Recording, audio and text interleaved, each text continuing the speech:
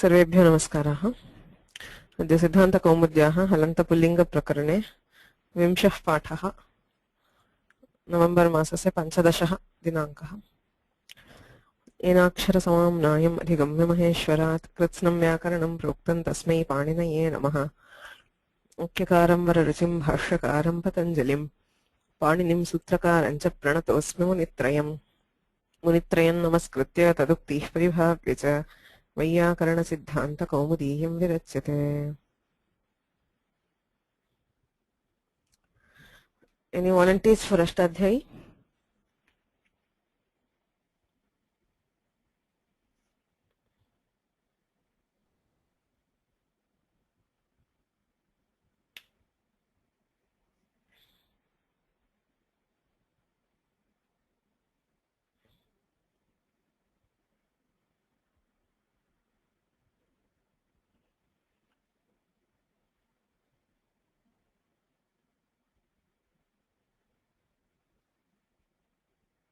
Okay, Sadagopanji would do it.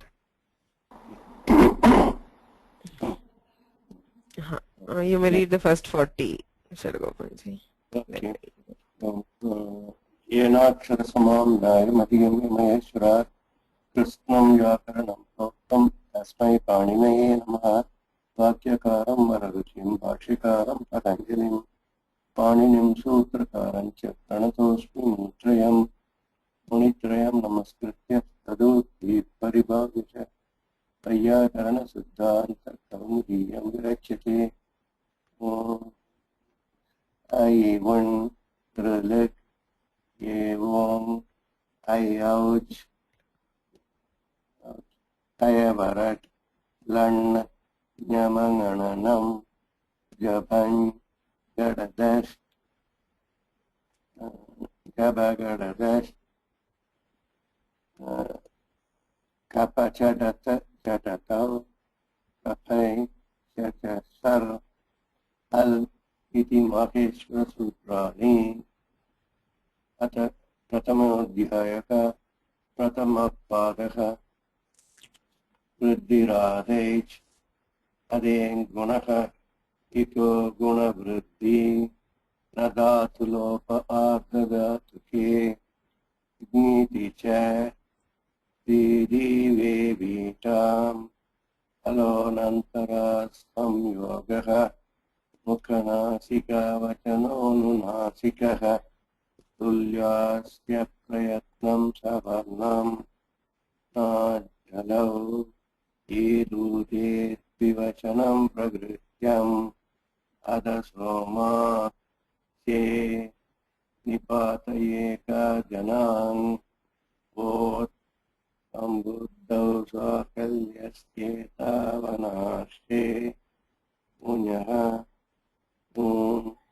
ईदूतौ च सत्यं यत्ते राधाद्वद आद्यन्तवदे कस्मिन् तरत्तमपौगः बहुगणतत्त्वतुदति संख्या स्नान्ताशक दति च तत्तवतु निष्ठा सर्वादीनि सर्वनामानि विभाषादिक् समासे बहु एकौ न बहु तृतीया समासे द्वन्द्वे च विभाषाजसि प्रथमचरमतयाल्पार्धकतिपयनेमाश्च पूर्वपरावरदक्षिणोत्तरापराधराणि व्यवस्थायामसंज्ञायाम् समज्ञातिधनाख्यायाम् अंतरं बहिर्योगोपव्यंसा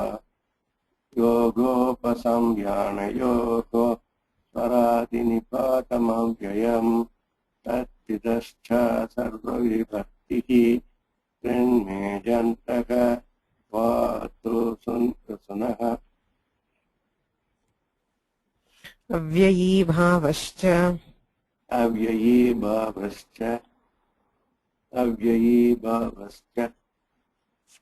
षि सर्वनामस्थानम्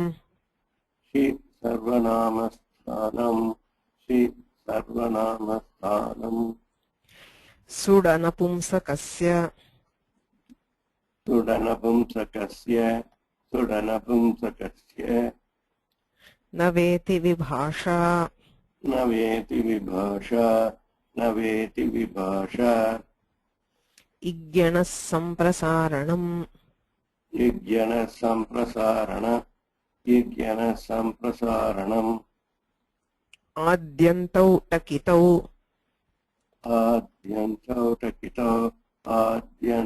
टकितौ मिदचोन्त्यात् परः मिदचोन्त्यात् परः ये च इग्ह्रस्वादेशे ये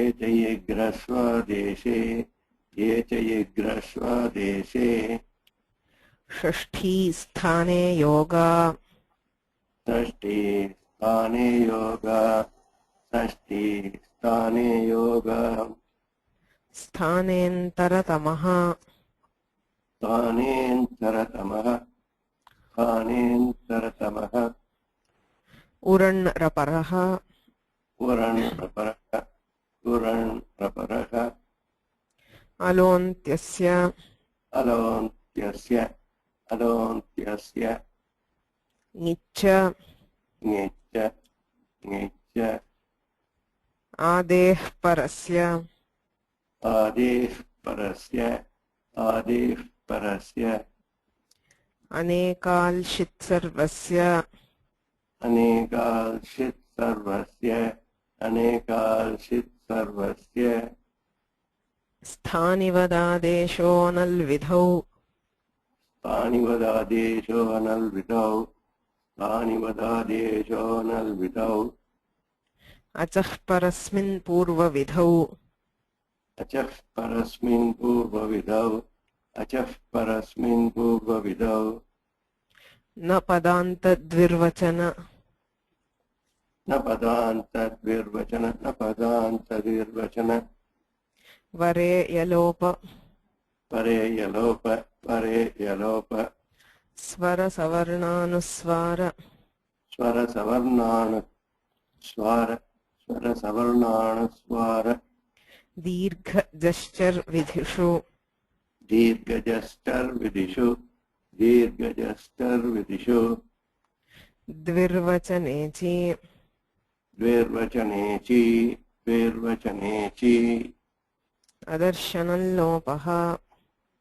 अदर्शनल्लोपः अदर्शनल्लोपः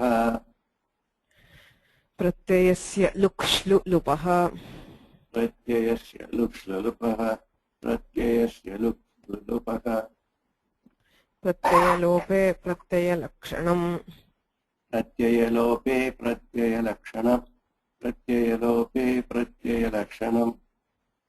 न लुमताङ्गस्य न लुमताङ्गस्य अचोन्त्यादिटि अचोन्त्यादिटि अलोन्त्यात् पूर्व उपधा अलोन्त्यात् पूर्वोक्तः तस्मिन्निति निर्दिष्टे पूर्वस्य तस्मिन्निति निर्दिष्टे पूर्वस्य तस्मादित्युत्तरस्य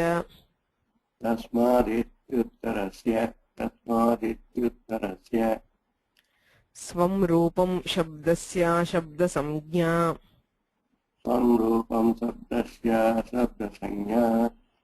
रूपं शब्दस्य अणुदित् सवर्णस्य च प्रत्ययः अणुदित्सवर्णस्य च प्रत्ययः तपरस्तत्कालस्य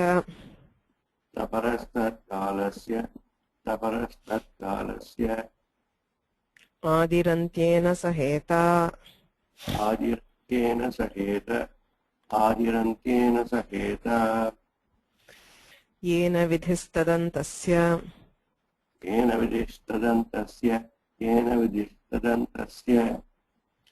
वृद्धिर्यस्याचाम् वृद्धिर्यस्याचाम् आदिस्तद्वृद्धम् आदिस्तद्वृद्धम् आदिस्तद्वृद्धम् त्यदादीनि च यदादीनि च यें प्राचां देशे यें प्राचान् देशे वृद्धिराद्यन्तवत् वृद्धिराद्यन्तवद् वृद्धिराद्यन्त अव्ययी भावः अव्ययी भावः प्रत्ययस्य लुक् 15 प्रत्ययस्य लुक्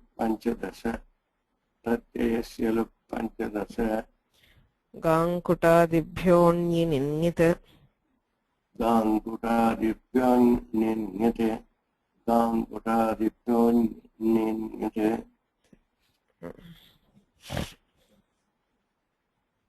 धन्यवादाः।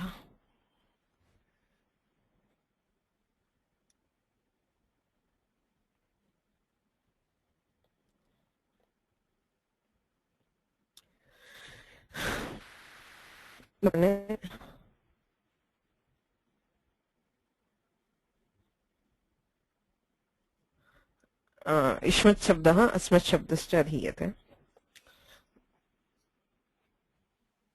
सुप्रत्यये किं भवति प्रक्रियायाम् इति पश्यामश्चेत् मपर्यन्तस्य त्वाहौसौ इत्यनेन त्व आदेशः अहादेशो वा भवति। ततः शेषे लोपः इत्यनेन टिलोपः अथवा अन्त्यलोपः पुनश्च प्रत्ययस्य ङे प्रथमयोरम् इति अमादेशः। त्व and tv and tvam एवं अह अम अहम। औ प्रत्यये मपर्यन्तस्य युवावौ द्विवचने इत्यनेन द्विवचनत्वात् युव आव इत्येतौ आदेशो भवतः। प्रथमायाश्च द्विवचने भाषायाम् इति सूत्रेण अन्त्यस्य नाम दकारस्य स्थाने आकारादेशो भवति। प्रत्ययस्य पुनः अमादेशः ङे प्रथमयोरम् इत्यनेन युव आ अम युवाम् इति भवति। जस् प्रत्यये मपर्यन्तस्य यूय वय इत्यादेशः यूय वयौ जसि इत्यनेन जस् प्रत्यये विशिष्य यूय वय इत्यादेशः। शेषे लोपः इत्यनेन पुनः अन्त्यलोपः अथवा टिलोपः प्रत्ययस्य स्थाने अमादेशः। शेषे लोपः टिलोपः इति पक्षे दोषः नास्ति। यूय अम् इति भवति यूयम् इति रूपं सिद्ध्यति। यदा तु शेषे लोपः अन्त्यलोपः इति पक्षः आश्रीयते तदा कश्चन दोषः उद्भावितः दीक्षितैः। शेषे लोपः अन्त्यलोपः इति पक्षे जसषि इति प्राप्नोति। यूयद् अम् इत्यस्ति शेषे लोपः इत्यनेन दकारस्यैव लोपे अन्त्यस्य नाम दकारस्य लोपे कृते अकारः अस्ति। अदन्तात् सर्वनाम्नः परस्य जसः शी स्यात् इत्यनेन शी आदेशः भवेत् जस् प्रत्ययस्य स्थाने। स च अमिपूर्वः। अत्र अमिपूर्वः इत्यनेन पूर्वरूपं भवति वा जसषि इति शी आदेशो भवति वा इति दृष्टे परत्वात् वर्णादाङ्गं बलीयः परिभाषया च शी आदेशः एव भवेत् इति सिद्ध्यति। कथं शी आदेशस्य निवारणम् इति प्रश्नः। दीक्षितैः समाधानद्वयम् उच्यते। अङ्गकार्ये कृते पुनर्नाङ्गकार्यम् इति प्रथमं समाधानम्। एषा परिभाषा अंगाधिकारविहिते कार्ये सति अंगकार्यं नाम अंगाधिकारे अंगस्य इत्यनेन यद्विहितम् अंगस्य इत्यधिकारे यद्यद् कार्यं विहितं तत्सर्वम् अंगम् अथवा अंगकार्यम् इति उच्यते। So any karya which is defined in that adhikara angasya adhikara which starts from 641 and goes on till the end of the 7th adhyaya, that is what is generally referred to as angakarya. Okay. So now angadhikara vihite karye sati पुनः अंगाधिकार्य विहितं कार्यं न भवति इति अस्याः परिभाषायाः तात्पर्यम्। अंगकार्ये कृते पुनर्नाङ्गकार्यम्। इदानीं किं कृतं? शेषलोप. We have done sheshe lopah, which is an angakarya, and again we are trying to do another angakarya which is she bhava, just a she. So anaya paribhashaya न भवति इत्यर्थः। शेषलोपस्य प्रवृत्तत्वात् शी भावः न भवति इति समाधानम्। Having told this, Dikshitar goes on to the second samadhana. Dvitiyam samadhanam api uchyate Dikshitaihi. Kimartham ka avashyakata dvitiyasya samadhanasya iti prathamam drashtavyam. Because generally if a samadhana which is put forth is correct or which is exact, he does not move beyond it. Always it is Dikshitar's principle. If the first example is correct, he does not take up a second example without a reason. Anywhere you see, if there is a second example given, there is a reason why that is there. Similarly, for any akshepa, if there is a second samadhana given, there is something there. Why does this first samadhana not completely satisfy him? It is either not completely satisfactory to him, or it is not acceptable to a portion of scholars or something. Okay, there is some catch which makes him move on to a second samadhana or a second udaharana always. That is the rule with Dikshitar. If one example, if the first example is perfect, he will not try to give another example. Okay. Idanim dvitiyam samadhanam diyate. Asmin samadhane kaha kim aswarasyam. You cannot say it is not correct. He will not say something completely wrong. But there is some catch somewhere.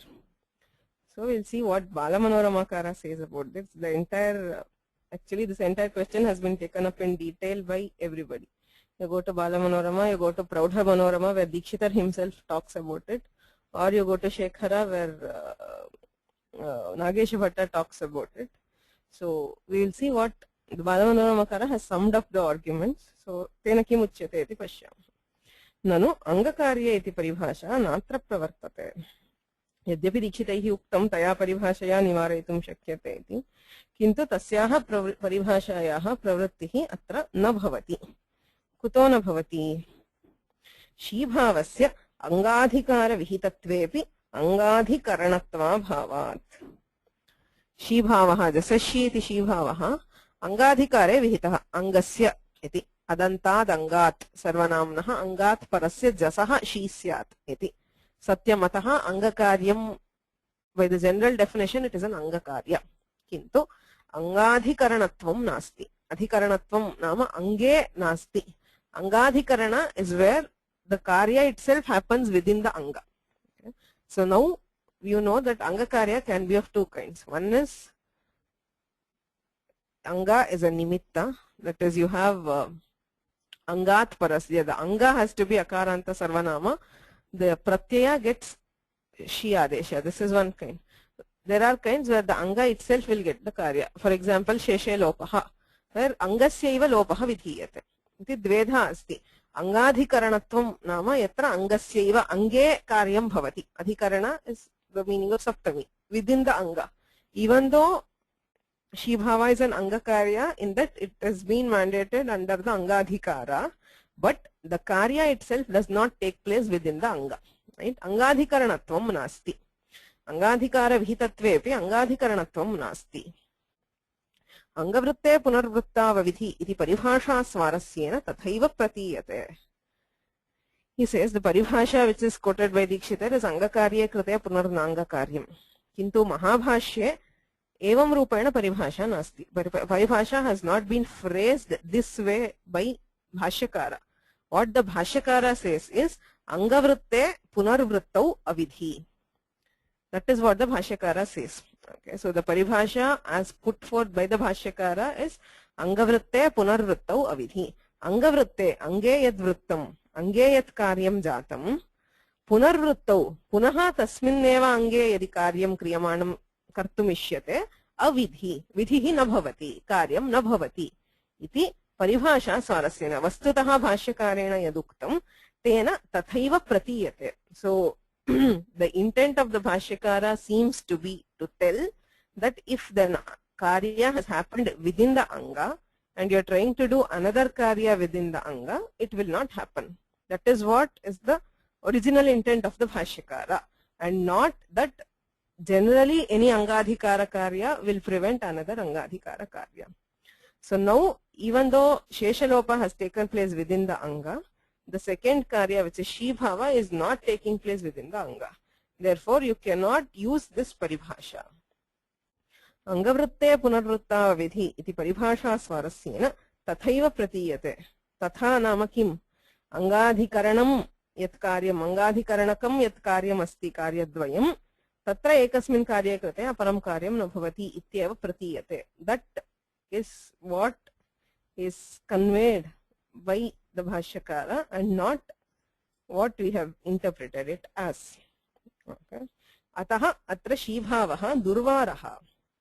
अतः अस्यां परिभाषायां सत्यामपि even after accepting the paribhasha you cannot prevent शीभाव. अतः अत्र शीभावः दुर्वारः वारयितुं न शक्यते. You cannot prevent it इति अस्वरसात्. So this is not a very good samadhana, or it is not perfect, it is not very correct. Iti aha. Therefore, this samadhana. Nye prathamayoram ityatra makarantaram prashlishya am manta eva avashishyate natu vikriyate iti vyakyanadva. So va, or there is a second way of preventing shibhava. Vyakyanat, you interpret something differently. Nye prathamayoram iti sutram asti makarantaram prashlishya. Nye prathamayoram ityanena amadeshah vihitah tatra m ityatra dvitiyah makarah prashlishyate.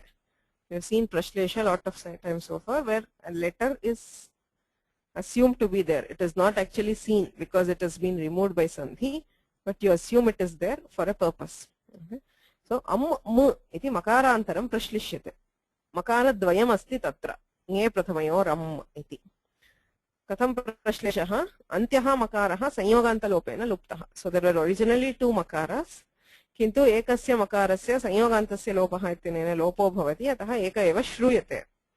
In prashlesha it is always necessary to make sure that what appears, the second letter does not appear to the eye. Na jhalau ityukte na achhalau ityeva pratiyate. Dvitiyah akarah yah asti saha savarna dirgha sandhehe sandhau nibatah. So it has been concealed by some sandhi.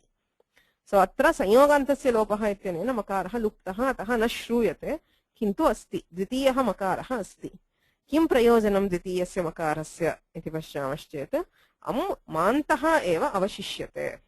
So the which is mandated by this nye prathamayoram has to be always remain as makaranta. It remains as makaranta always.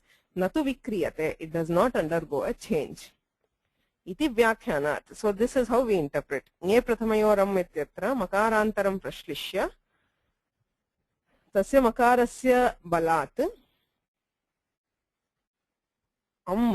यः अस्ति यः अमादेशः विधीयते सः सर्वदा मकारान्त एव भवति विकारं न प्राप्नोति विक्रियते इत्यत्र विकारं न प्राप्नोति it does not get any change, it does not undergo any change इत्यर्थः. तेन किं भवति अम् इत्यस्य स्थाने शी इति आदेशः यदि क्रियते तर्हि तस्य मकारान्तत्वं वा किमपि न भवति. मकारान्तत्वं विहन्यते.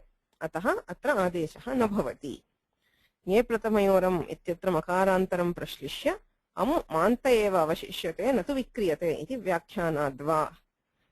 तादृशव्याख्यानेन अत्र शीभावः वारयितुं शक्यः इति दीक्षितानां मतम्. So Dikshitar gives two samadhanas for this. One is using a paribhasha angavritte angakarya krite punarnangakaryam, and the second is makara prashlesha.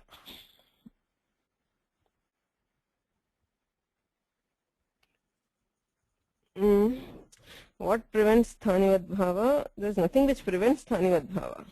You say it is like just, but once you have done the Amadesha will not undergo any change, means you have to hear the always.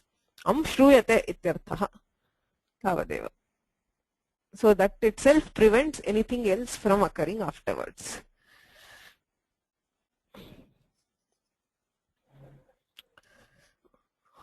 Okay.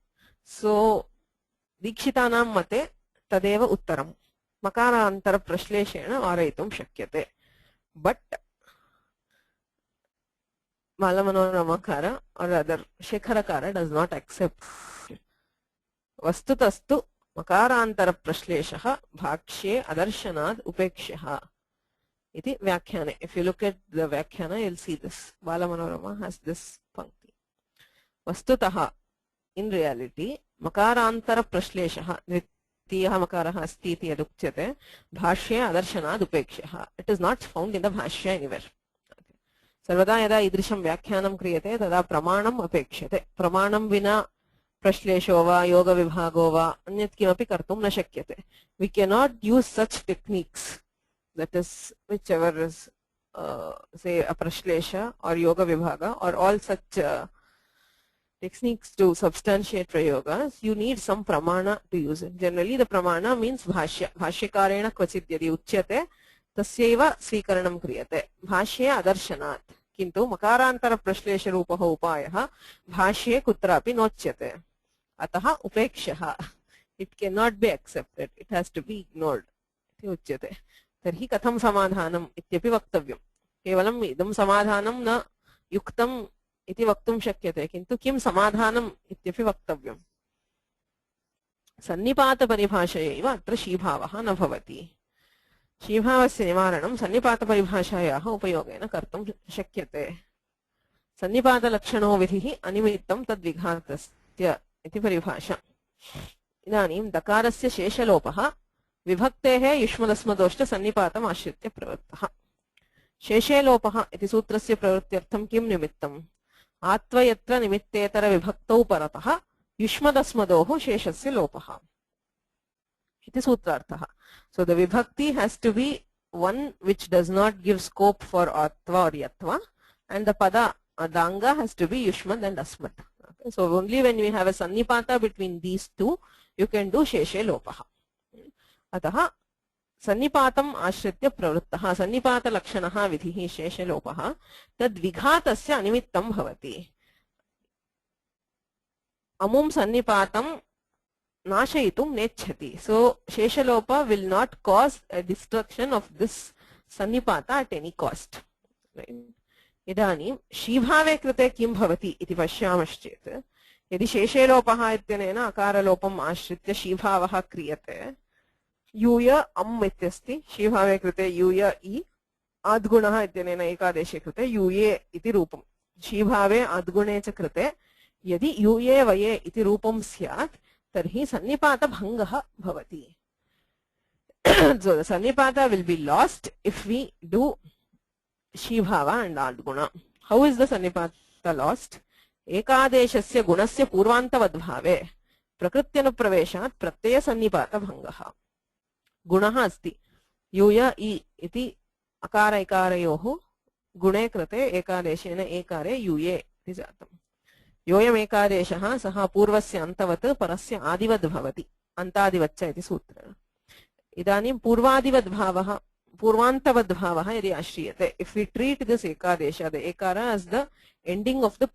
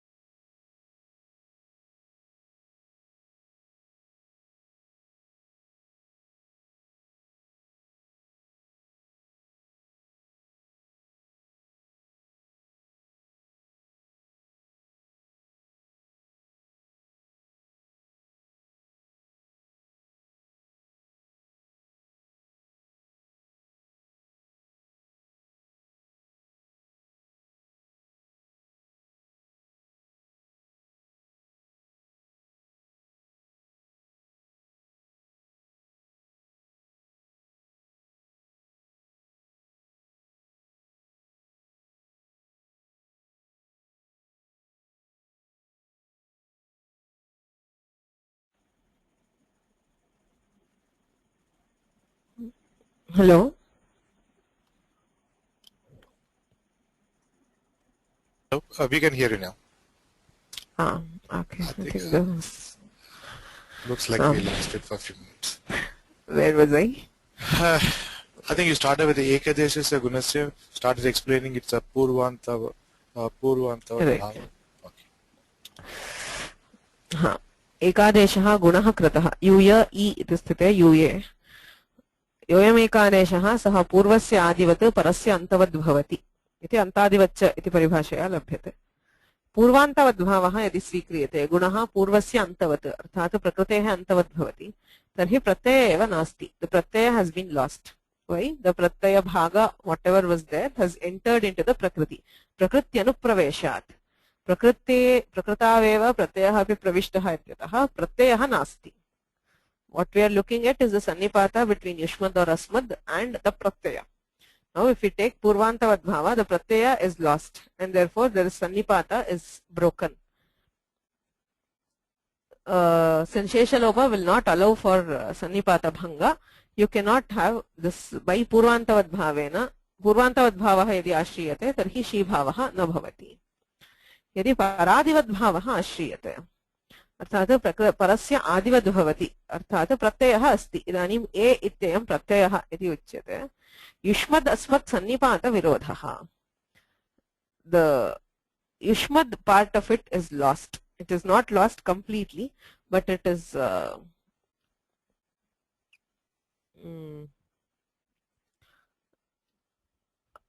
there is a loss in the yushmat part of it. It is to see how exactly he supports this loss, because the some part of it is still there. Yuyu is there, but there is nothing of the original yushmat which is left there. Okay, so you have the original yushmat was there, which has been replaced by one part of it has been replaced by yuyu.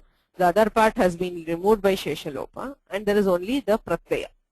Therefore, in either case, यदि एकादेशः क्रियते तर्हि सन्निपातः भज्यते. So the sannipata has been lost.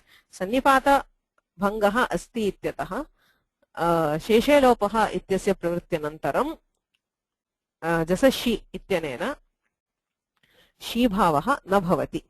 पूर्वान्तवद्भावे आश्रिते प्रकृत्यनुप्रवेशात् प्रत्ययसन्निपातः भज्यते.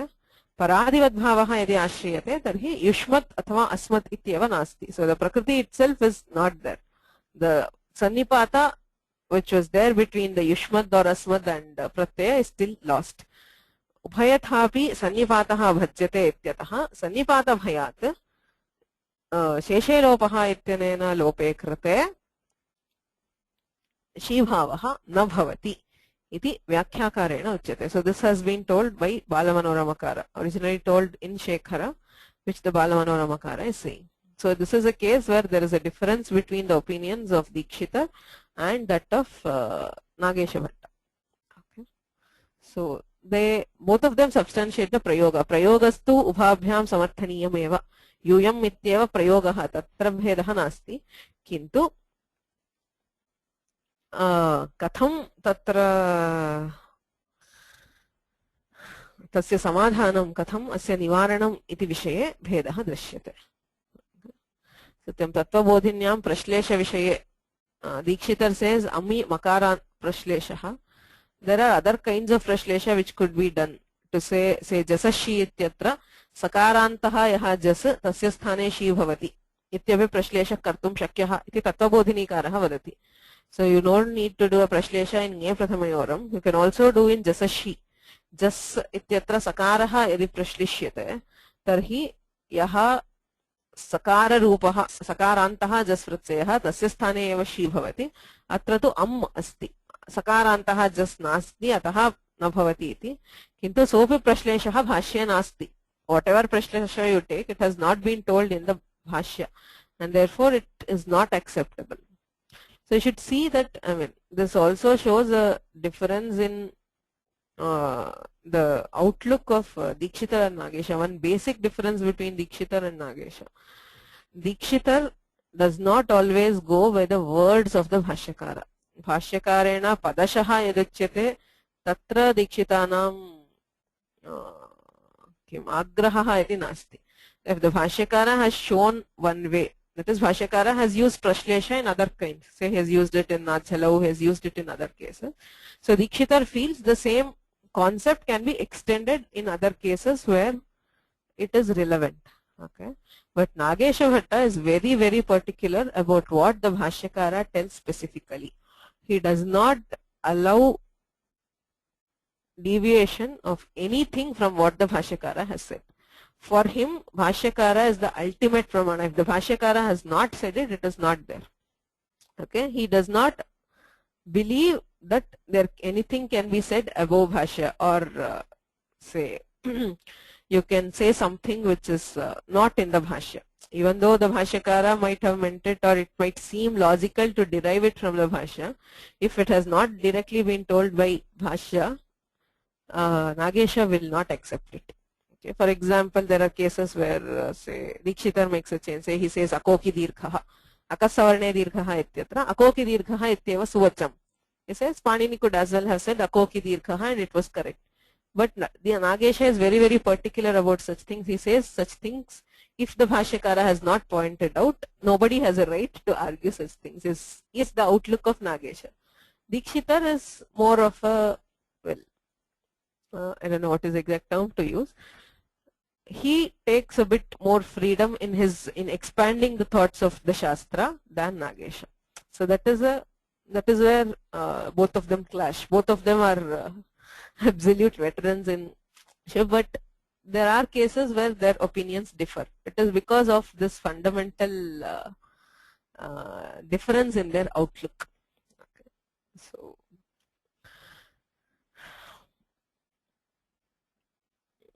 both of them are such scholars. Nagesha Bhatta is said to have studied the entire Mahabhashya 21 times. The entire Mahabhashya 21 times, and he has written a Vyakhyana on the Bhashya, and he has written 91 other kinds of granthas. I mean, all his texts in total, they come up to 91. Not just in Vyakarana, he has written on Puranas, I mean, he was an amazing scholar. And so is Dikshitar. Both of them are scholars of one of a kind, as in they knew not just Vyakarana, Vedanta and Puranas and everything. So you see, they're like two great minds at clash. That is what you feel when you go to, at Kaumudi level you don't know. I mean, you don't even know what is Nagesha saying and all that. But once you move into Praudha Manorama or Shabdendra Shekhara, that is where you, I mean, if you have the outlook for it, you can enjoy the debate. Okay. So coming back to Ishmad and Asmad, that is it about just Tvam Yuvam Yuyam. Agre Tvamav Ekavachane iti sutram. Tvamau Ekavachane iti chhedaha. Vibhaktau iti anuvartate Ishmarasmadohu Maparyantasya. Ekasya Uktau. So where there is Ekavachane iti idanim pashyamaha. Ishmadasmadohu Maparyantasya Tvamaustaha. So for the first part of Ishmad and Asmad, Tva Ma will be the Adesha in Ekavachana, any Ekavachana. So Tvahausau is an exception to this. Tvama Ekavachane, Ekavachane Utsargikataya Tva Ma ityadesha vidiyate. Suprataye tu Tvahau, Tva Aha iti Vishishya uchyate. Ekasya uktau Yushmadasmadohu Maparyantasya Tva Mau Staha Vibhaktau. Yushmad Am Ditiya Ekavachane Am Pratyaya Amaha Sthane Amadesha Kriyate. So even though it is originally Am, Ye Prathamayoram Ityanena Prathamaditiya Vibhaktau Pratyayasya Sthane Amadesha Kriyate Ityataha Am Kriyate. Tvama Ekavachane Ityanena Idanim Tva Ma Adeshaha. Tva Ad Am Ma Ad Am. Dvitiyayancha.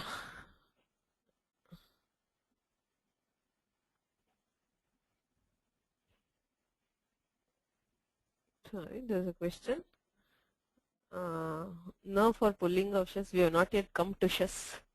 We still just covered jas. Okay. Shas pratyaya itopi karaniya.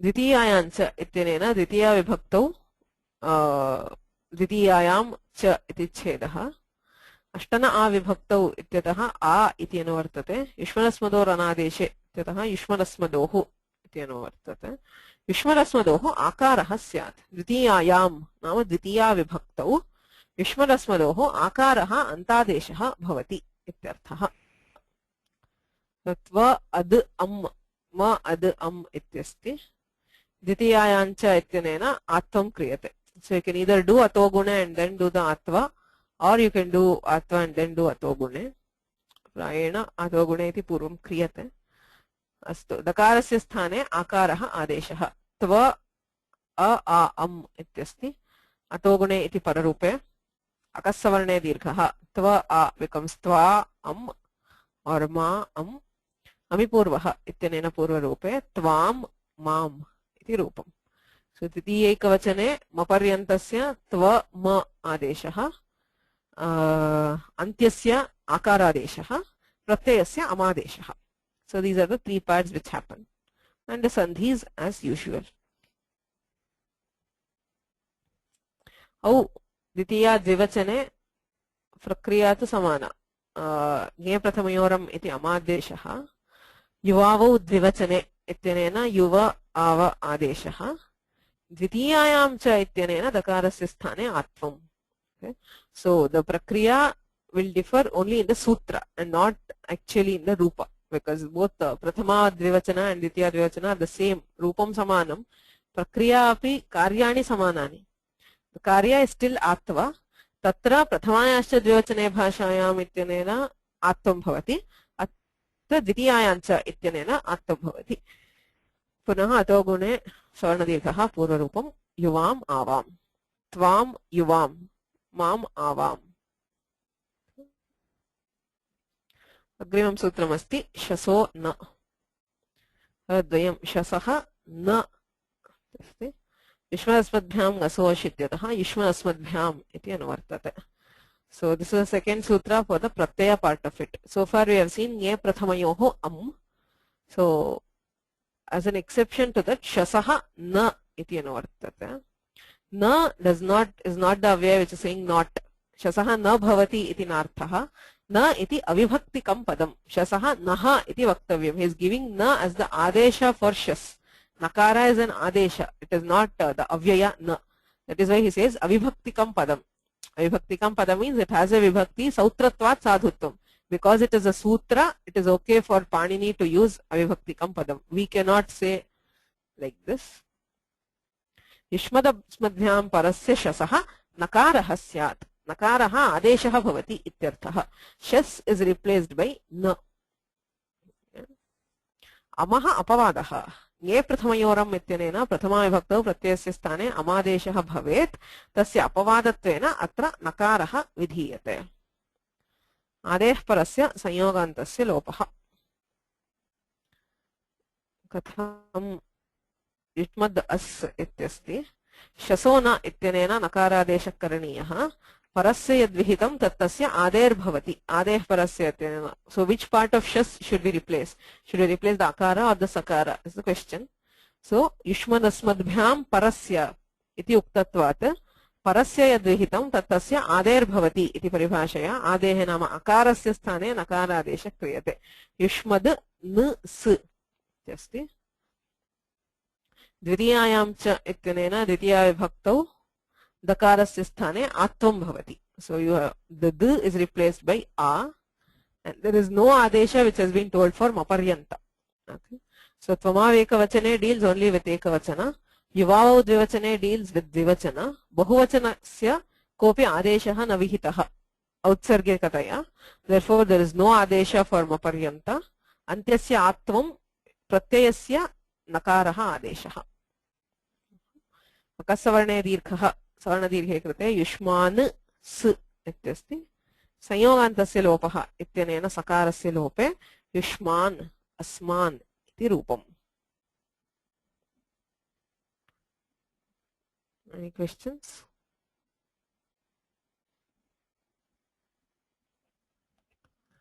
Shasona itself stops amadesha. Amadesha kuto na kriyate. Chete shasona iti amaha apavadaha iti uktam.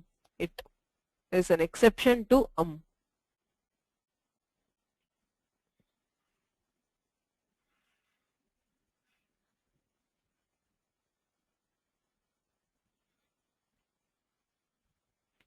Any other questions?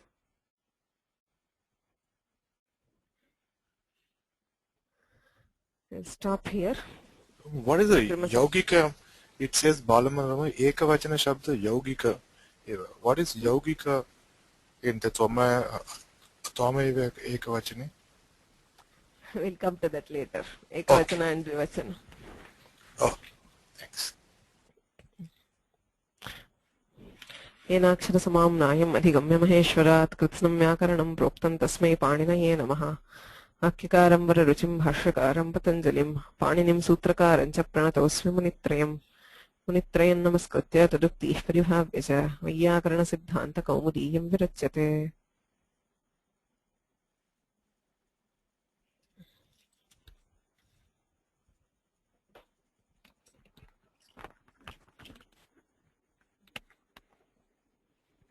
The organizer